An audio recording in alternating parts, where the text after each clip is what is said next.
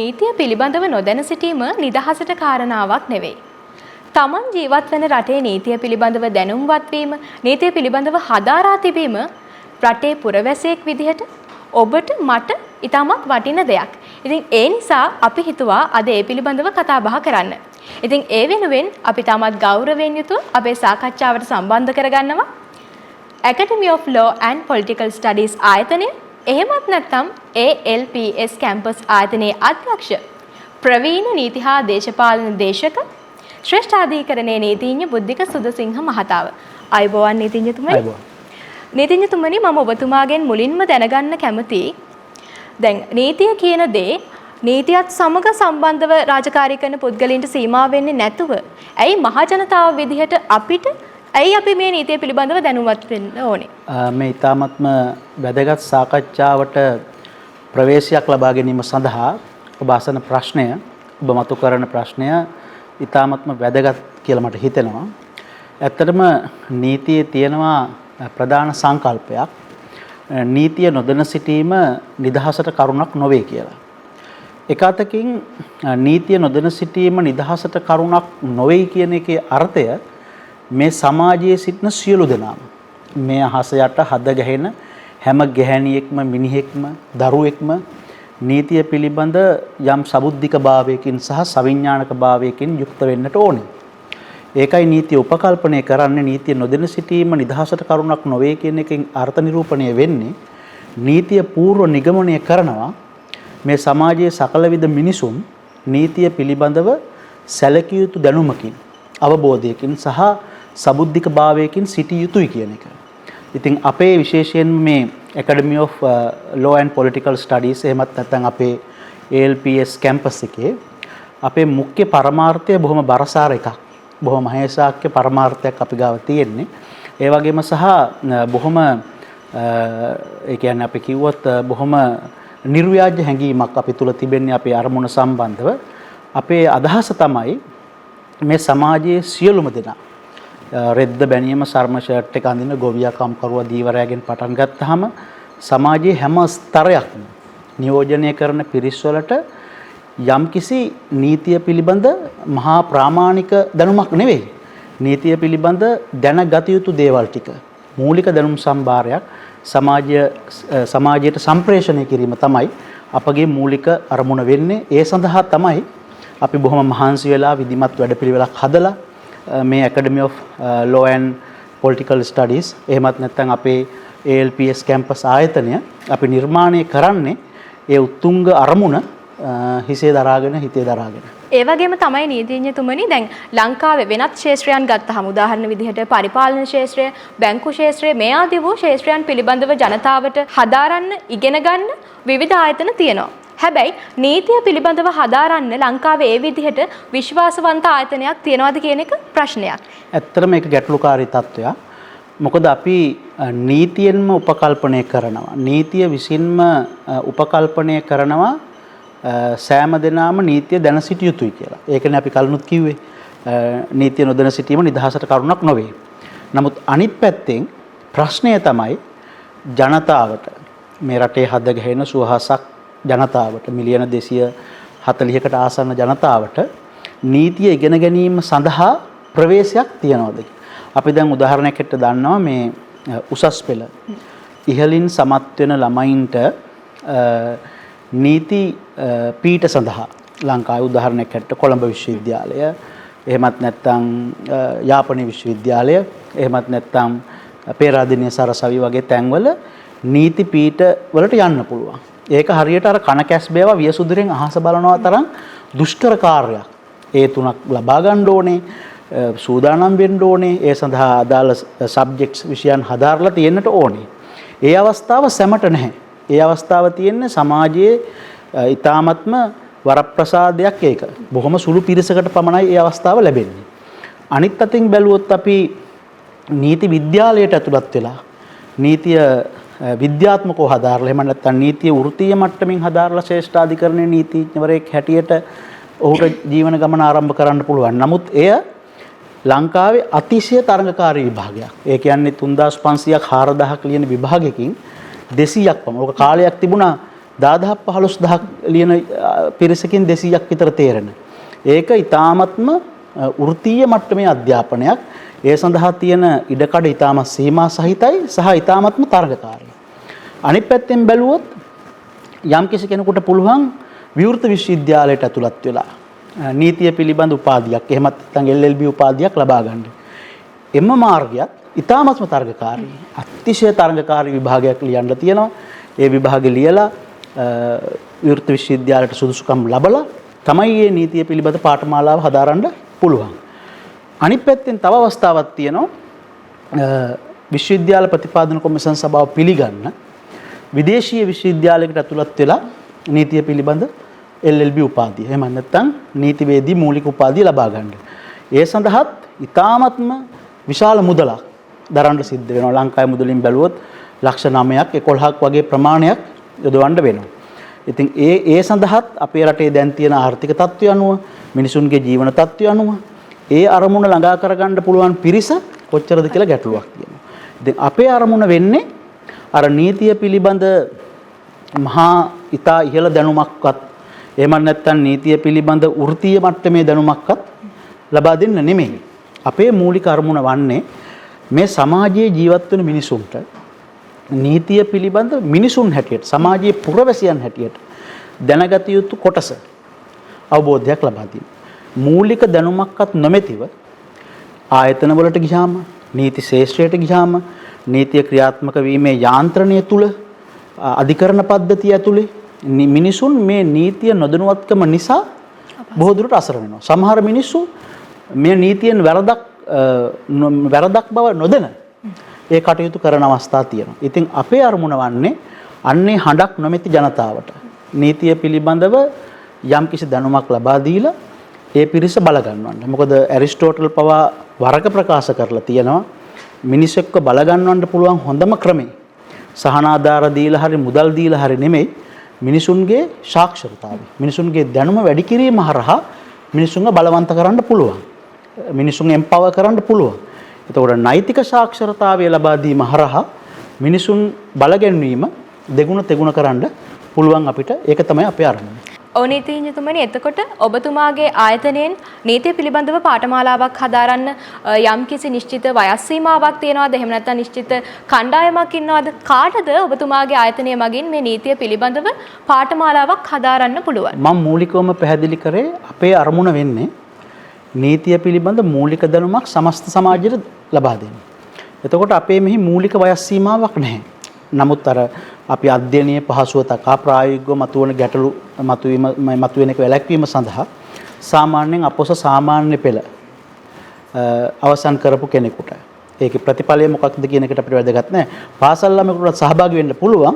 නමුත් ඔහු නීති ඉගෙන ගන්නවට වඩා ඔහුගේ අධ්‍යාපන කටයුතු වලට ප්‍රමුඛතාවය දෙන්න ඕන නිසා සාමාන්‍ය පෙළින් පසු ඕනම කෙනෙකුට මරණ මංචකයේ සිටින කෙනෙකුට පවා නීතිය පිළිබඳ යම් දැනුමක් ලබා ගන්න පුළුවන් අපේ ආයතනත් එක්ක එකතු වෙලා. විශේෂයෙන්ම මේ රටේ රාජ්‍ය සේවකයෝ, ඒ වගේම පෞද්ගලික අංශ සේවකයෝ, පොලිස් නිලධාරීන්, බන්ධනාගාර නිලධාරීන්, ගුරුවරු, ඔබ ඉන්න වෘත්තීය ජනමාධ්‍යවේදීන්, ජනමාධ්‍යකරණයේ යෙදෙන අය, එහෙම නැත්නම් කාර්මික අංශවල වැඩ කරන අය, අධ්‍යාපන ශාස්ත්‍රය වැඩ කරන අය, ශ්‍රී ලංකා පරිපාලන සේවය වැඩ කරන අය, දීවර ශාස්ත්‍රවල වැඩ කරන අය.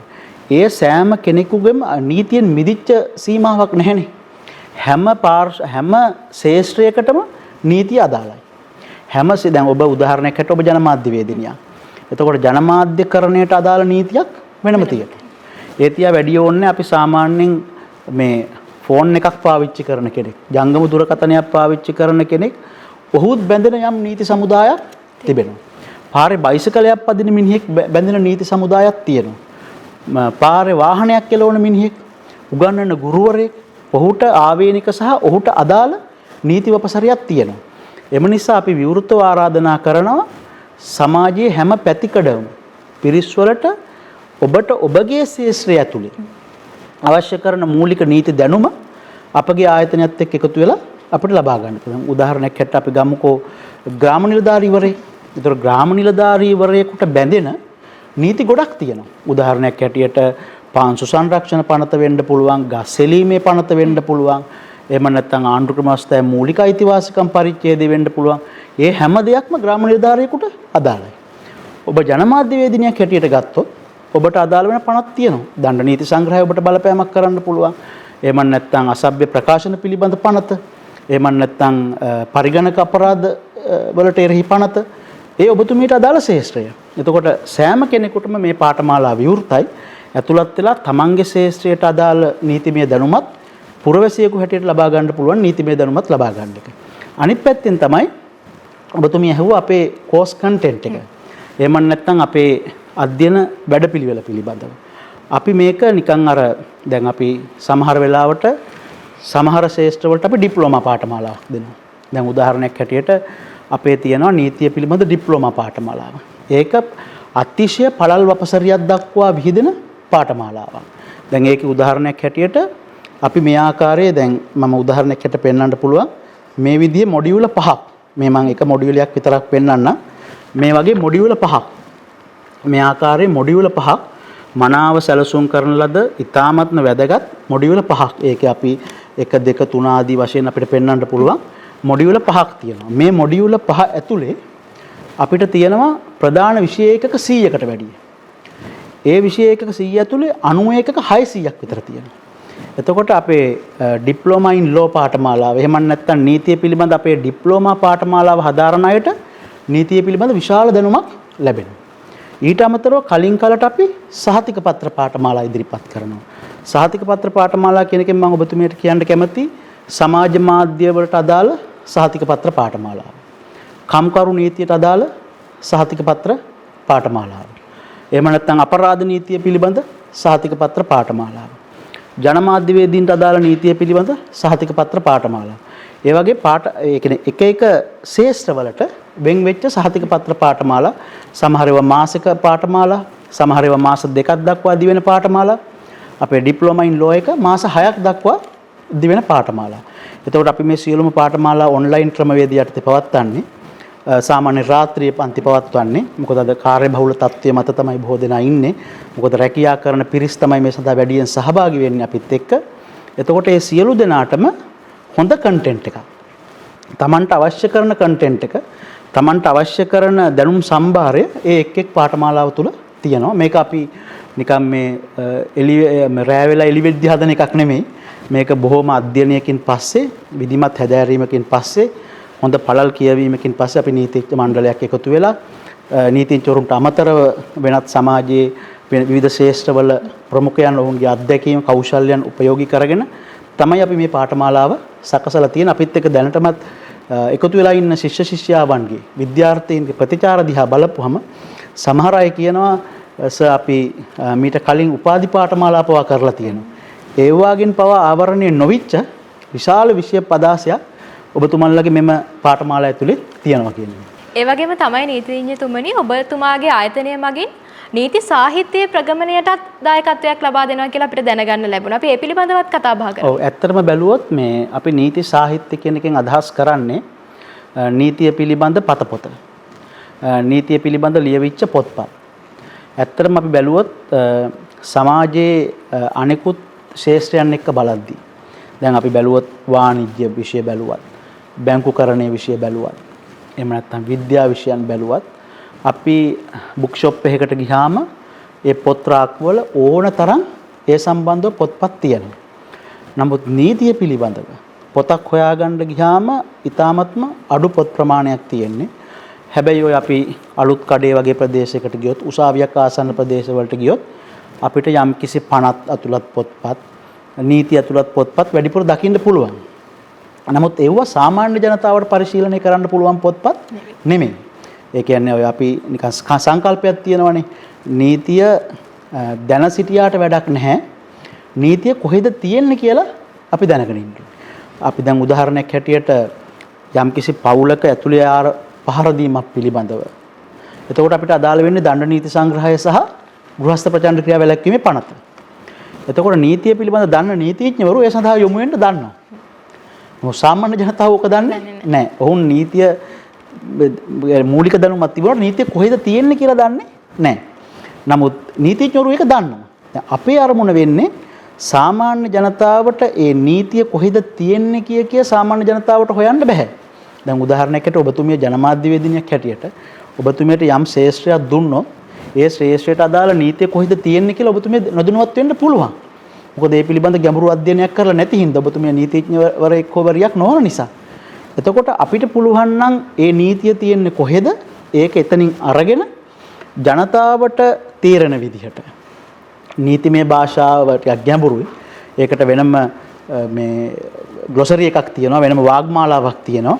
ඒ වාග්මාලාවෙන් මිදිලා ජනතාවට තේරෙන භාෂාවෙන් මේ රටේ බිම් මට්ටමේ ගම් මට්ටමේ ඉන්න ජනතාවට තේරෙන විදිහට හැම අධ්‍යාපන මට්ටමකම දැන් පොතක් ගත්තොත් නීති පොතක් උපාධිධාරී කියවන්නත් පුළුවන්.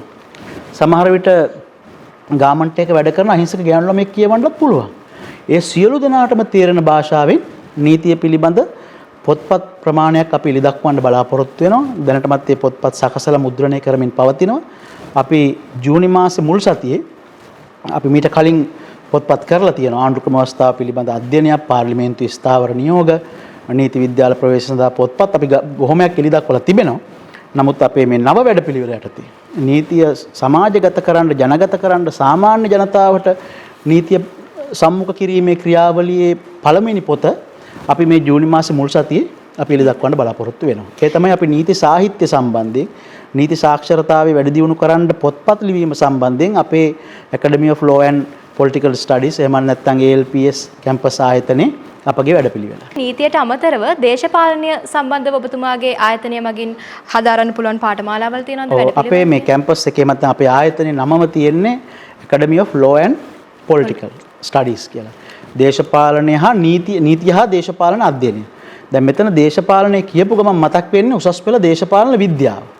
නමුත් මෙතනදී අපි මේ දේශපාලන විද්‍යාව විෂයක් හැටියට අපි උගන්වන්නේ නැහැ.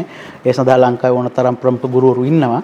මමත් කලක් මගේ විශ්වවිද්‍යාල ජීවිතයෙන් පස්සේ ලංකාවේ දේශපාලන විද්‍යාව ගුරුවරයෙක් හැටියට මම වැඩ කෙරුවා. නමුත් මම 2009 වගේ වර්ෂයේදී දේශපාලන විද්‍යාව උගන්වන එකෙන් මම අයින් වුණා. නමුත් දැන් අපි දේශපාලනය කියන දැන් අර ඇරිස්ටෝටල් නැවතත් ප්‍රකාශ කරනවා සියලුම ජීවීන් දේශපාලන ජීවීන් කියලා.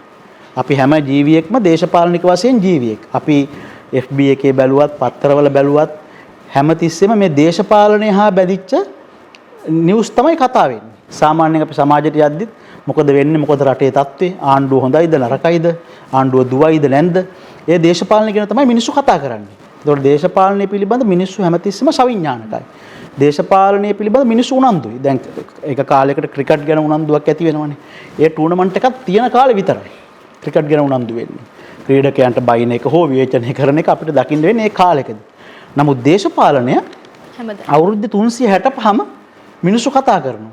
ඒක ඡන්ද කාලයකට වගේ ඒ උද්‍යෝගය වැඩි වෙනවා. ඉතින් අපි දේශපාලනය සාමාන්‍ය ජනතාවට හදාරන්න පුළුවන් ප්ලැට්ෆෝම් එකක් අපි හදලා තියෙනවා. විශේෂයෙන්ම ප්‍රාදේශ සභා මන්ත්‍රීවරු එහෙම නැත්නම් සරලව කියනවා නම් දේශපාලනයට ඍජුව ඉන්වෝල්ව් වෙලා ඉන්න කට්ටිය, පළාත් සභා අපේක්ෂකයින් වෙන්න පුළුවන්, පළාත් පාලන අපේක්ෂකයින් වෙන්න පුළුවන්, පාර්ලිමේන්තු මන්ත්‍රීවරු වෙන්න පුළුවන්. සෑම දිනකටම අපේ දේශපාලන පාඨමාලා ඇවිල්ලා කරන්න පුළුවන්. ඒ වගේම අපි අර නිකන් සරල වචනින් කියන දේශපාලන පිළිබඳ උණක් තියන අය, දේශපාලන පිළිබඳ ඇම්මක් තියන අය, ඒ පිරිසටත් ඇවිල්ලා දේශපාලනය අපිත් එක්ක හදාරන්න පුළුවන්. සහ ඊළඟට අමතරව වෘත්තීය සමිතිවල සමාජිකයන්ට, දේශපාලන පක්ෂවල සමාජිකයන්ට, බලපෑමේ කණ්ඩායම්වල සමාජිකයන්ට, රාජ්‍ය නොවන සංවිධානවල සමාජිකයන්ට දේශපාලනය පිළිබඳ උනන්දුවක් තියෙන සියලු දෙනාටම අපේ දේශපාලන පාඨමාලා හදාරන්න පුළුවන්. රටේ පොදු ජනතාවට නීතිය හා දේශපාලන පිළිබඳව ඔබට දෙන්න තියෙන අදහස් මොනවද? මට දෙන්න තියෙන මූලිකම සහ අපි මේ හරවත් සාකච්ඡාවෙන් පස්සේ අපිට අපේ ආයතනයේ පිළිබඳ විධිමත් පැහැදිලි කිරීමක් අපිට ජනතාවට මේ රටේ මිනිසුන්ට කරන්න හැකියාව ලැබුණා. මේ වැඩසටහන හරහා, මේ හඳුන්වා දීම වැඩසටහන හරහා විශේෂයෙන් මෙතනදී කියන්න ඕනේ නීතිය නොදැන සිටීම නිදහසට කරුණක් නෙවෙයි. ඒක අපි නීතිය පැත්තෙන් ගන්න තියෙන දේ. ඒක නිසා සියලු දෙනාම කල යුත්තේ වහවහ තමන්ගේ නෛතික සාක්ෂරතාවය එහෙම නැත්නම් නීතිමය දැනුම වැඩි කරගන්න ඕනේ. අපි සාමාන්‍ය සාක්ෂරතාවය කියන්නේ වාක්‍යයක් කියවීමට හා ලිවීමට ඇති හැකියාව. නමුත් නෛතික සාක්ෂරතාවය කියන්නේ ඊට වඩා පළල් අර්ථයක්. නෛතික සාක්ෂරතාවය කියන්නේ තමන්ට එදිනෙදා ජීවිතයේදී අවශ්‍ය වන නීතිය පිළිබඳ මූලික දැනුමක් ලබා ගැනීම. අපි ඒ සඳහා ආරාධනා කරන ජනතාවට. අනිත් පැත්තෙන් දේශපාලනය. අපි සියලු දෙනාම දේශපාලන ජීවීන්. අපිට අපේ අනිත් සියලුම මාතෘකාවලට වඩා අපිට දේශපාලනය කියන මාතෘකාව මිනිස්සුන් උත්තේජනය කරනවා. ඒකින්ද අර අපි කියන ගමන දැන යන්න ඕනේ කියලා. දේශපාලනය කරත් දේශපාලන ජීවියෙක් හැටියට සමාජයේ ඉද්දිත් සක්‍රීය පුරවැසියෙක් හැටියට සමාජයේ ඉද්දිත් දේශපාලනය කියන්නේ මොකක්ද? දේශපාලනය කියන්නේ බලය පිළිබඳ හැදෑරීම. ඒකේ තියෙන මූලිකාංග මොනවද? එලිමන්ට්ස් මොනවද? ඒ පිළිබඳව ජනතාව දැනගත යුතුයි. එතකොට තමයි අර සුපිලිපන් සමාජයක්, accountability එකක්, එහෙම නැත්නම් responsibility එකක් තියෙන සමාජයක් බිහි වෙන්නේ එතකොට. එතකොට අපේ සමාජය බුද්ධි මට්ටමින් සාක්ෂරතාවය අතින් එංගලන්තය, ඩෙන්මාර්කය වගේ ඉහළ රටවල් මට්ටමටම අපිට යන්න පුළුවන්. ඒක තමයි අපේ ප්‍රධාන අරමුණ. වෘත්තීමය මට්ටමින් සහ ශාස්ත්‍රීය මට්ටමින් දැනුමක් ලබා ගන්නවා ඒ අදාළ කොටස්. නමුත් සාමාන්‍ය පොදු ජනතාවට අපි ආරාධනා කරනවා දේශපාලනය, නීතිය පහුරු ගාලා අධ්‍යයනය කරලා හොඳ අධ්‍යාපනයක් ලබන්න අපේ Academy of Law and Political Studies එහෙමත් නැත්නම් ALPS කැම්පස් එකත් එක්ක එකතු වෙන්න. අපි පැය 24ම සැදී පැහැදී ඉන්නවා මේ රටේ මිනිස්සුන්ගේ නීතියේ සාක්ෂරතාවය සහ දේශපාලන සාක්ෂරතාවය වැඩි කරලා මේ රටේ පොදු ජන විඥානය පළල් කරන්න අපි බලාපොරොත්තු වෙමින් ඉන්නේ. ඔව් ඉතින් ඔබත් නීතිය පිළිබඳව හදාරන්න, නීතිය පිළිබඳව ඉගෙන ගන්න කැමති කෙනෙක් නම් ඒ සඳහා විශ්වාසවන්ත ආයතනයක් හොයනවා නම් ALPS කැම්පස් එකත් එක්ක අත්වැල් බැඳ ගන්න කියලා ආරාධනා කරන ගමන්ම අද අපි අපේ සාකච්ඡාව මේ විදිහට අවසන් කරනවා. ඉතින් ඔබට බොහොමත්ම ස්තුතියි.